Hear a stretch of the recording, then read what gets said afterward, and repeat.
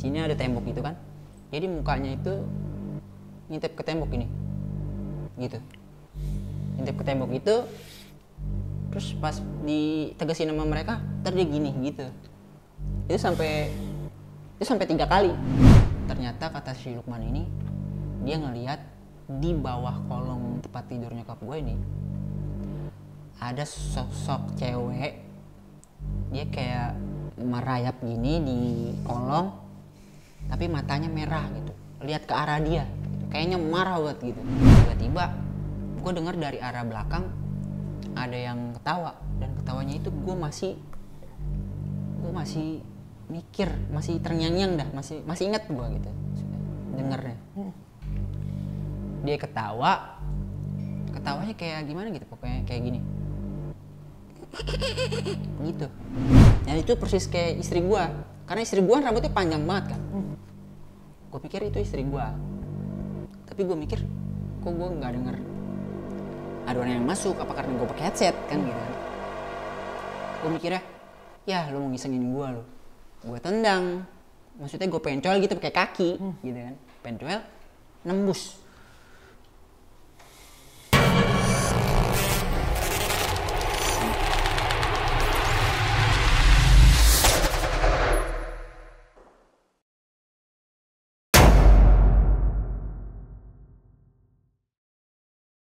Assalamualaikum warahmatullahi wabarakatuh. Selamat datang di Narasi Misteri. Balik lagi sama gua Randi Mulya. Dan di Narasi Misteri kita akan menceritakan pengalaman-pengalaman pribadi di luar nalar, tapi terjadi apa adanya kepada narasumber yang datang ke sini. Nah, kali ini gue udah kedatangan salah seorang narasumber yang punya pengalaman mengejutkan. Nah, kita langsung aja ketemu sama narasumbernya.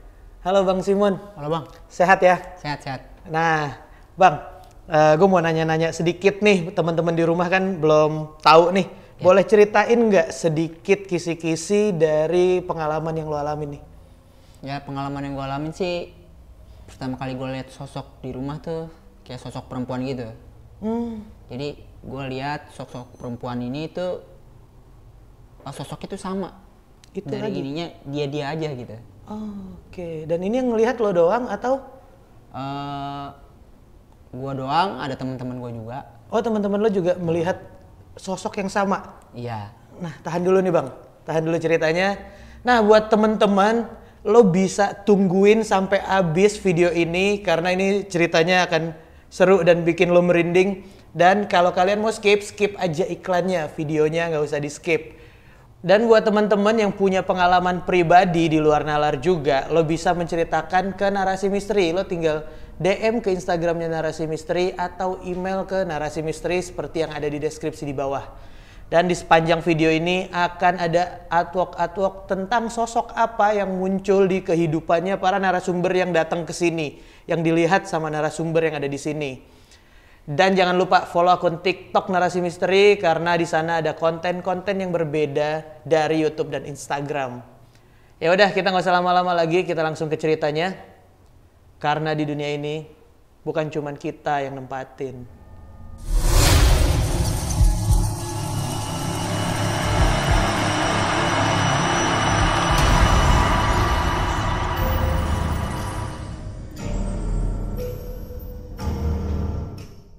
Bang Simon, boleh diceritain nggak sih awal mula lo ngelihat sosok-sosok itu kenapa tuh? Sebenarnya gue mau sharing cerita tentang waktu itu 9 bulan nyokap gue kerja ke Batam. Jadi di rumah itu yang tinggal cuman gue sama abang gue doang. Tapi setiap harinya lebih banyak waktunya gue yang di rumah. Gue lebih banyak sendirian, sama temen-temen gue juga pada sering main ke rumah, dan itu hampir tiap hari.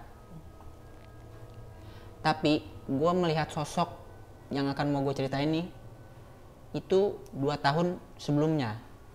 Jadi waktu gue masih sekolah lah, kelas 2 SMA, itu tahun 2008an gitu.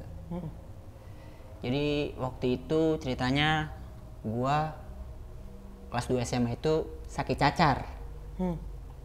Jadi kan biasanya kalau orang-orang kan sakit cacar kebanyakan masih kecil gitu. Nah gue tuh udah waktu itu gue pokoknya kelas 2 SMA sih. Abis itu gue sakit cacar itu pas malam kedua itu lagi panas-panasnya tuh, pokoknya badan lagi panas semua keluar tuh, maksudnya cacar-cacarnya itu kan.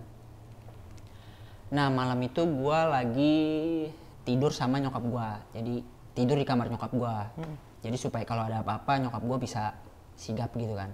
Waktu itu posisinya di kamar tidur itu, jadi gue sama nyokap gue doang, jadi tempat tidur, jadi muka gue madep ke tembok sana, jadi tempat tidur sini ada space, sini ada lemari, jadi gue madep ke tembok sebelah sana gitu, deket pintu. Itu pas malam kedua itu, malam-malamnya pokoknya kondisi udah panas banget, sakit banget pokoknya deh. Nah jadi pas gue ngadep ke tembok itu gue ngelihat sesosok kayak kuntilanak gitu. Jadi gue lihat sosok kuntilanak itu, ya karena mata gue min ya, jadi gue ngeliatnya emang burem kan, karena mata gue emang min gitu. Tapi gue lihat sosok itu, dia tuh maju, bukan jalan kayak orang biasa gitu, jadi maju. Pas dia maju itu dengan matanya yang kayak di film-film Susana gitu, matanya gitu hitam gitu, maju. Terus gue ngomong dalam hati, jangan maju, jangan maju. Terus dia mundur. Nah setelah itu dia maju lagi. Gue ngomong lagi, jangan maju, tolong. Dia mundur. Setelah mundur, dia maju lagi. Terus gue bilang, jangan maju dong, tolong. Mundur lagi. Terus habis itu hilang. Pokoknya malam itu pas habis lihat itu, gue sempet nggak bisa ngapa-ngapain. Akhirnya setelah berapa menit gue bisa bangun, maksudnya bisa bangun dari tempat tidur. Terus gue duduk aja di pojokan gitu, duduk di nyender ke tembok gitu sampai pagi waktu itu. Sampai pagi lo nyender? Sampai pagi. Jadi itu pertama kalinya gue lihat sosok itu ada di rumah. Terus setelah itu? Nah setelah itu gue udah sembuh nih dari sakit cacar itu. Kayak udah setelah lihat sosok itu pertama kali di rumah, gue nggak lihat apa-apa lagi. Tapi sosok itu gue lihat lagi setelah gue lulus sekolah. Setelah gue lulus sekolah. Jadi ceritanya gue tidur, tapi pas tidur itu gue mimpi. Gue mimpi 3 hari berturut-turut gue diikutin oleh sosok kuntilanak yang sama waktu itu gue lihat. Di dalam mimpi gue itu ceritanya gue masih sekolah, tapi sekolahnya masih SMP gitu. Masih SMP, terus dia ikutin gue kemana aja. Gue sekolah, di dalam mimpi gue itu kuntilanak itu ngikutin gue. Ya ada di sebelah gue gitu-gitulah. Tiba saatnya gue mimpi yang kedua, malam kedua masih kayak gitu. Dalam mimpi gue itu masih ngikutin. Malam ketiganya gue masih mimpi yang sama, tapi tengah malam gue kebangun, jadi mendusin gitu. Mendusin, mata gue agak melek sedikit. Gue lihat sosok kuntilanak itu duduk di sebelah gue, ngeliat ke arah gue sambil senyum gitu. Namanya gue lihat kayak gitu, otomatis gue nggak bisa bangun, nggak bisa ngapa-ngapain. Gue udah lemes aja. Gue yang tadinya pengen bangun, gue terusin tidur sampai pagi gitu. Dan pagi-paginya langsung gue cerita sama nyokap gue. Tapi nyokap gue namanya juga orang tua ya, pasti ngomong ngaco gitu-gitulah. Gitu. Ini di saat masih ada nyokap lo tuh yang mundur 2 tahun lalu. Nah, kejadiannya berlanjutnya langsung ke di saat nyokap lo. Saat nyokap gue dia keluar kota. Pergi kerja ke Batam. Jadi saat itu di rumah cuman ada gue sama abang gue. Tapi abang gue waktu itu kan emang kerja kan, jadi dia jarang di rumah gitu. Dia jarang di rumah. Udah gitu gue di rumah ya masih muda ya, maksudnya sering main, sering nongkrong. Kadang-kadang base campnya emang di rumah gue, karena rumah gue kosong kan. Jadi anak-anak pada main ke rumah gue, bawain apa aja, pokoknya bawa minuman lah apa segala macem. Kecuali satu cewek, kalau cewek enggak. Tapi hanya minum-minuman aja gitu. main-main, kita gitaran sampai pagi, sampai tengah malam gitu kan. Ibarat saatnya waktu itu sekitar sore-sore itu gue lagi nyapu ya kan. Gue tinggal sendirian di rumah kan, yang harus bersihin rumah pasti gue juga. Gue nyapu, gue ngepel apa, tapi kok gue ngerasa ada yang ngikutin gitu. Gue ngerasa ada yang ngikutin, gue kelinguk kiri kanan. Biasanya gue udah sering gue tinggal sendirian, cuman nggak bisa begitu parnonya gitu. Cuman hari itu gue parno banget kayaknya. Gue kelinguk kanan, nggak ada apa-apa, tapi gue merasa ada yang merhatiin gitu kan. Udah tuh gue terusin. Sore abis beres-beres itu gue tidur. Pas gue tidur, gue agak mau pules, kayak ada yang bisikin gue gitu. Suara cewek gitu bisikin gue. Bisikannya nggak jelas, cuman jelas. Maksudnya suaranya ada di kuping gue, cuman dia ngomong apa nggak begitu jelas gitu. Tapi itu suara cewek gitu. Tapi itu gue direp-rep tuh. Direp-rep. Gue bangun, kalau bisa sekuat tenaga gue akhirnya bisa tuh. Waduh, gue parno nih. Daripada gue sendirian di rumah kan, gue mandi, gue beres-beres mandi, habis itu gue cabut gue ke tempat teman gue kan. Tempat teman gue takut, ya kan. Di rumah sendirian, gue cari, gue nongkrong terus sampai malam. Nongkrong sampai malam. Biasanya tuh teman-teman gue tuh suka nginep di rumah gue. Jadi yang sering nginep tuh ada 2 teman gue nih. Namanya, sebut aja namanya Lukman, sama satu lagi Kaso. Ya kan? Si Lukman sama si Kaso ini, dia tuh teman akrab gue lah. Mereka sering nemenin gue di rumah nginep. Akhirnya mereka nemenin gue nginep di rumah. Kita tidur bertiga, padahal ada kamar. Jadi abang gue ada kamar 2. Jadi abang gue suruh tidur di kamar depan aja. Jadi gue tidur bertiga itu nggak di kamar, jadi gue tidurnya di dekat TV, luar kasur situ kan. Pas malam-malam kita tidurnya seperti biasa, emang nggak ada apa-apa. Selang berapa hari si Kaso ini cerita sama gue. Ternyata di malam pas dia nginep itu,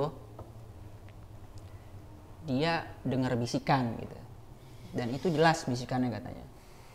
Kayak ada 2 orang ngobrol, tapi ini suaranya cowok dua-duanya. Dia sempat nanya sama gue, lu waktu itu pas gue nginep di rumah lu ngobrol ya sama abang lu ya? Kagak. Gue tidur kan kayak kebo ya kan. Mau ada gempa juga gak bangun gue gitu. Masa sih? Iya bener. Gue bilang gitu kan. Emang kenapa sih? Terus dia cerita tuh.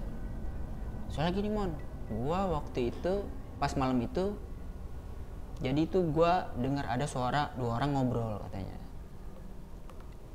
Jadi itu gua pengen melek katanya, gua nggak bisa melek katanya gitu. Tapi gua dengar suara jelas katanya.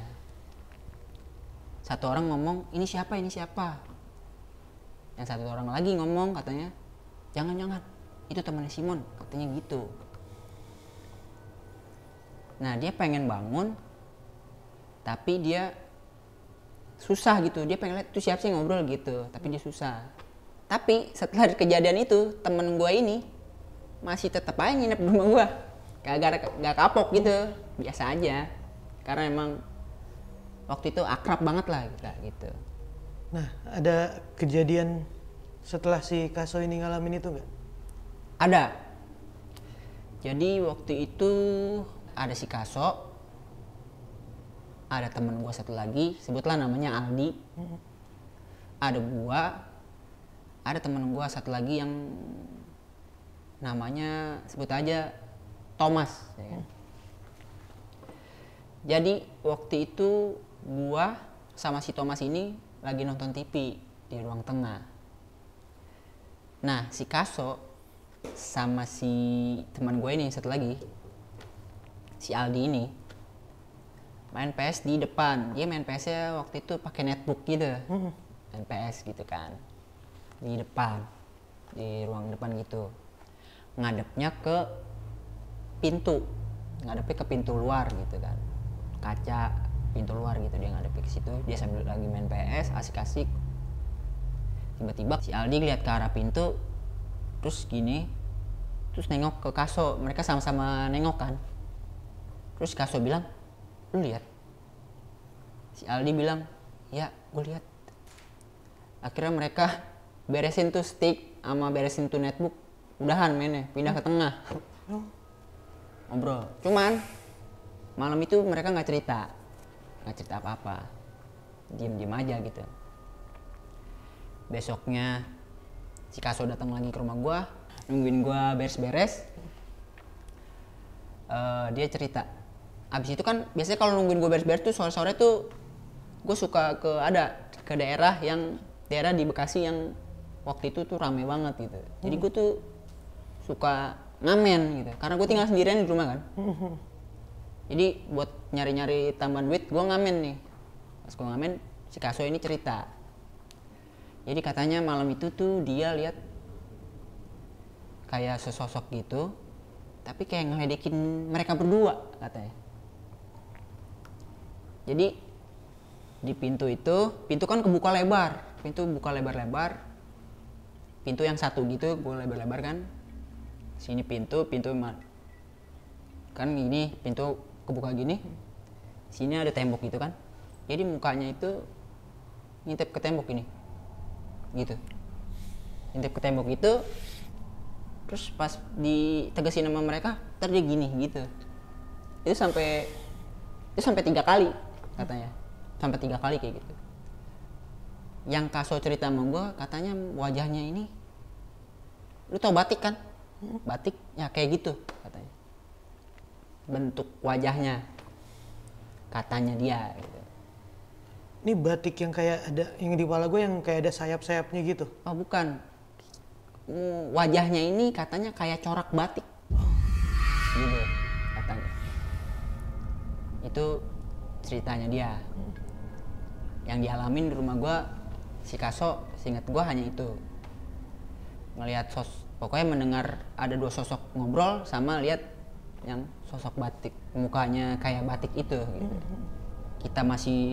Mereka teman-teman gue tuh masih sering nginep di rumah gue, kita ngobrol-ngobrol, nonton bola apa semua. Jadi selang berapa hari setelah kejadian yang dialami si Kaso ini, teman-teman gue pada nginep lagi nih di rumah gue. Hampir setiap hari lah temen gue ini ada aja yang nginep di rumah gue, gitu kan.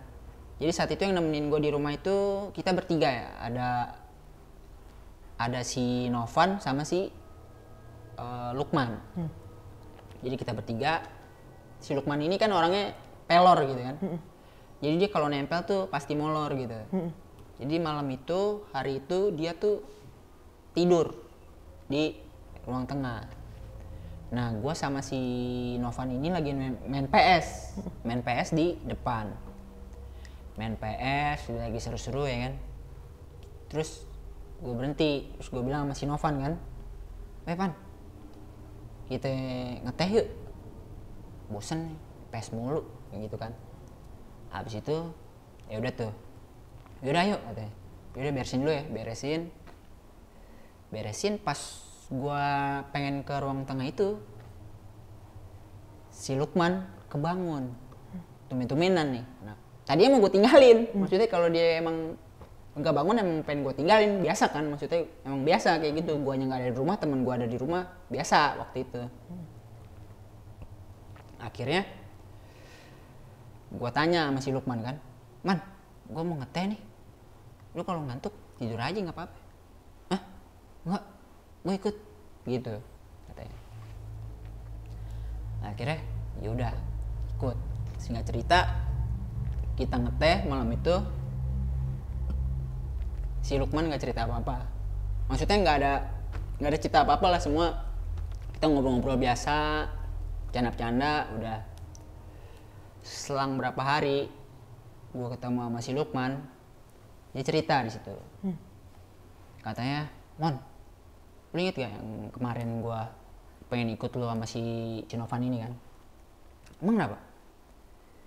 Itu gue ngeliat, jadi tuh ternyata malam itu kenapa dia mau ikut, ternyata kata si Lukman ini, dia ngeliat di bawah kolong tempat tidur nyokap gue ini ada sosok cewek, dia kayak merayap gini di kolong, tapi matanya merah gitu, lihat ke arah dia gitu. Kayaknya marah banget gitu.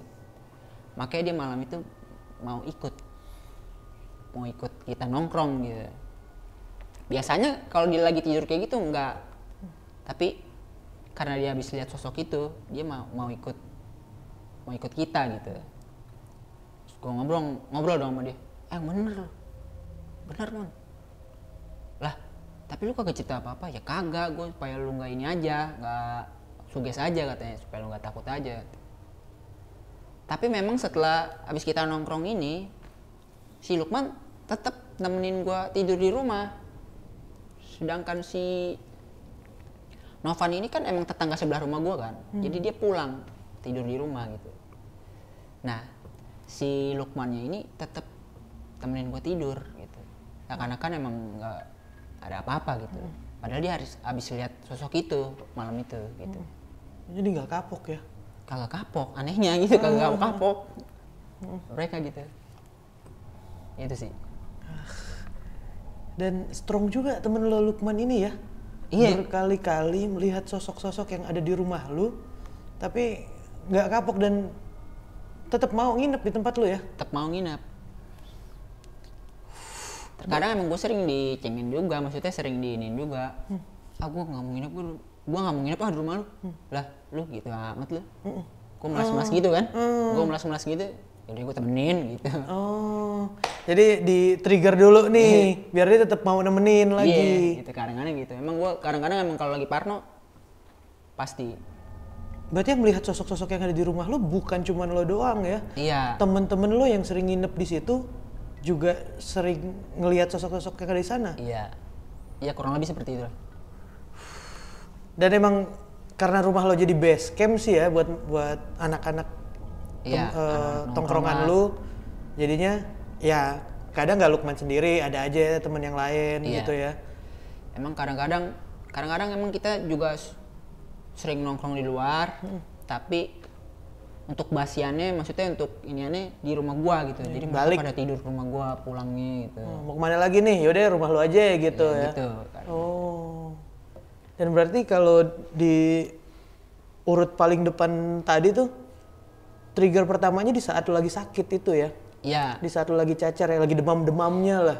Badan lagi lemah ya? Iya, pertama kali gue lihat sosok cewek lah gitu. Berarti sosok si cewek itu setelahnya cuman ada beberapa kali muncul ke lu lagi ya? Iya. Dan itu setelah 2 tahun atau lebih ya dari lo zaman sekolah? Iya. Terus ada beberapa sosok lagi sih di rumah gue itu.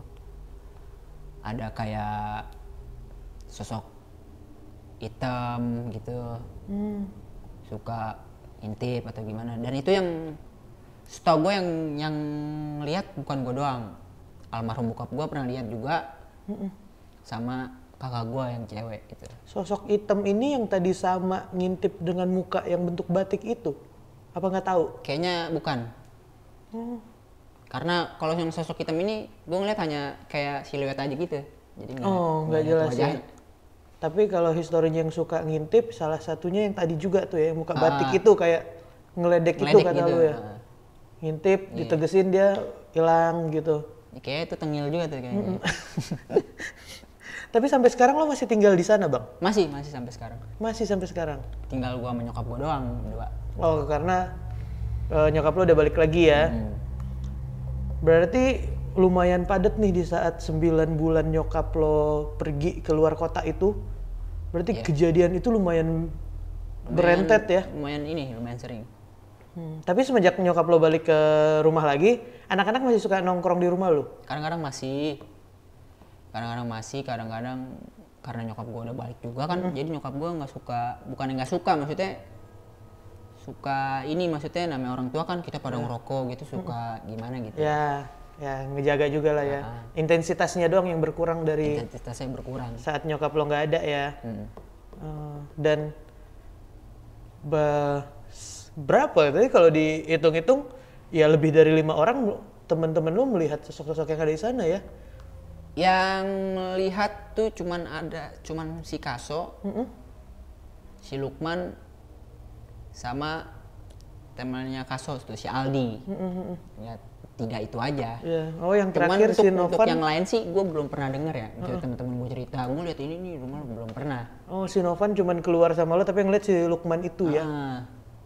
Si Novan ini nggak pernah cerita apa-apa sih ke gue. Dan mereka menceritakannya sehari-hari setelah mereka ngelihat semuanya ya. Iya. Nggak di momen yang sama. Nggak cerita di hari itu nggak. Paling selang berapa hari baru cerita gitu. Nah setelah dia cerita kayak gitu, dia pasti ngecengin gue tuh. Ih, gue nggak mau nginep di rumah lu gitu. Ya. Ngecengin. Jahil gitu. Tapi lo balikin lagi ya, lo gitu ah. Iya, padahal emang dia pasti temenin gue tahu gitu. Cuman dia nakut-nakutin gue aja. Tapi ke belakang-belakangan ini masih ada kejadian-kejadian atau udah lumayan jarang di rumah lu? Kalau yang belakangan ini setelah gue nikah palingnya. Di rumah yang sama? Itu kejadiannya di rumah mertua gue. Boleh spill dikit gak bang? Ada kejadian apa di sana? Jadi waktu itu setelah gue nikah, setelah istri gue ini selesai cutinya, jadi cuti cuma seminggu, gue ke rumah mertua gue nih sama istri gue kan ke rumah orang tuanya. Kita ke rumah orang tuanya ada di daerah Tangerang.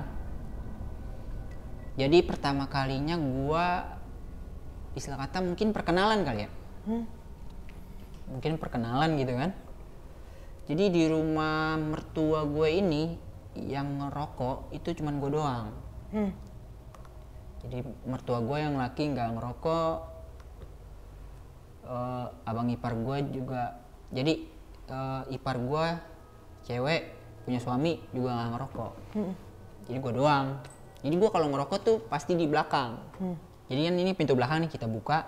Nah di sini kayak ada ruangan lagi. Itu kayak satu kamar tapi nggak dipakai. Jadi buat gudang situ. Di dalam gudang itu ada kamar mandi.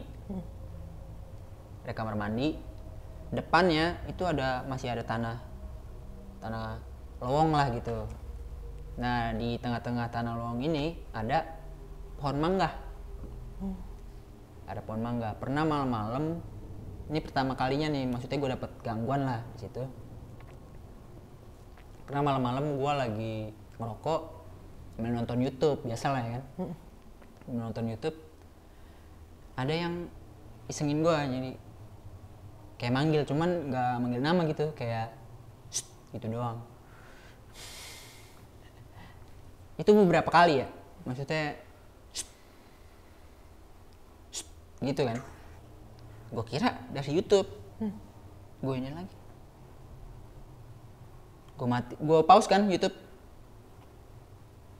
Gitu lagi. Aduh. Apaan gue? Gitu lagi. Kan gue kesel ya. Ya iseng aja lagi. Jadi orang parno aja. Gue pindah ke depan. Itu sih gangguan pertama. Setelah berapa hari lah gitu. Jadi kalau misalkan, jadi gue ketemu sama istri gue ini setiap seminggu sekali waktu itu baru nikah.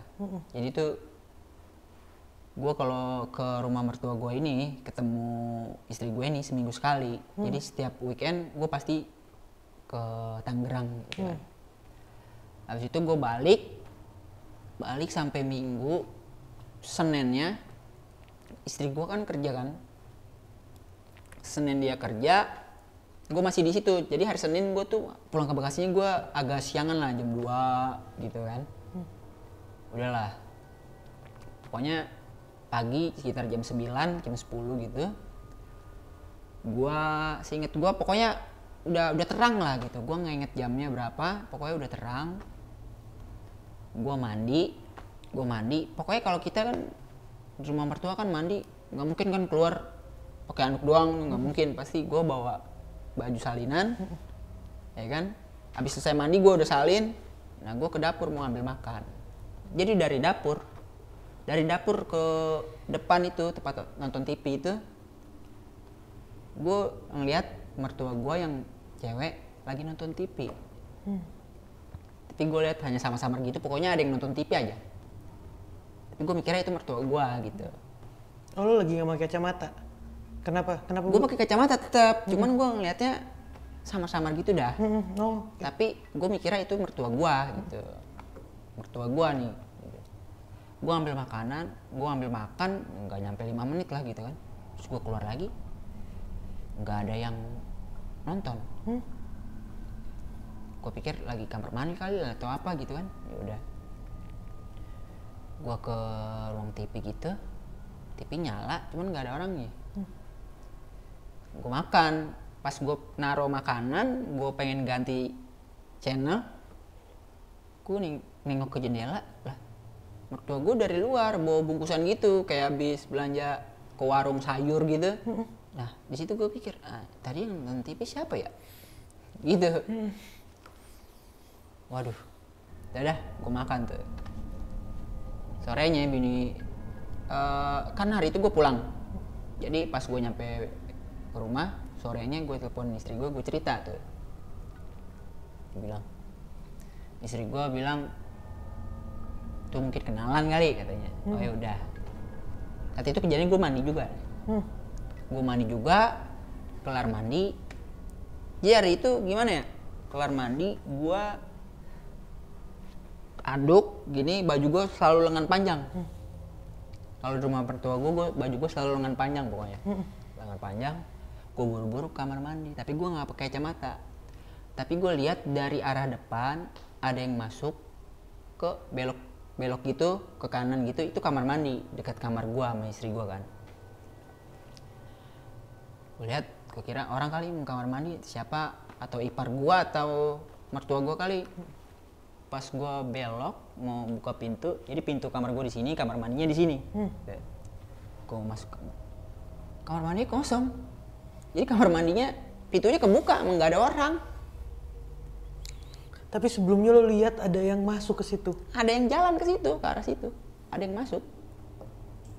Gitu. Cuman nggak tahu itu siapa ya? Nggak tahu gue itu siapa. Itu. Dan ada kejadian baru-baru sekitar tahun lalu lah. Kayak gue inget, pokoknya antara tahun lalu, akhir tahun lalu atau awal tahun ini gitu kejadiannya. Ini kalau menurut gue ini paling ini sih, maksudnya kejadian yang paling epic banget nih menurut gue ya. Jadi saat itu, hari itu gue lagi tempat mertua gue. Hari itu gue nginep berapa hari pokoknya. Tapi hari itu istri gue kerja kan. Jadi dia kalau kerja tuh pasti abis maghrib atau pas maghrib dia sampai rumah gitu. Jadi waktu itu kondisinya udah azan maghrib, tapi lampu kamar itu belum gue nyalain. Jadi gue ada di kamar, lampu kamar belum gue nyalain. Hordeng di kamar gue tutup setengah.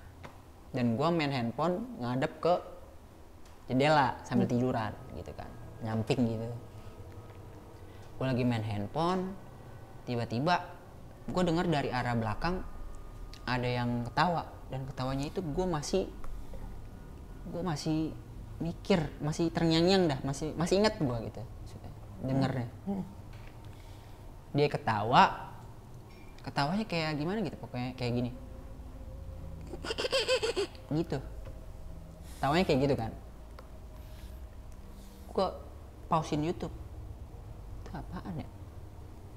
Gue balik badan, setelah gue mikir itu apaan tuh. Nah gue balik badan, nah ada, jadi ada sosok gitu, ada sosok cewek gitu duduk di tempat tidur, duduknya gini. Jadi ini samping tempat tidur, pinggiran tempat tidur, dan dia duduk belakangin gue.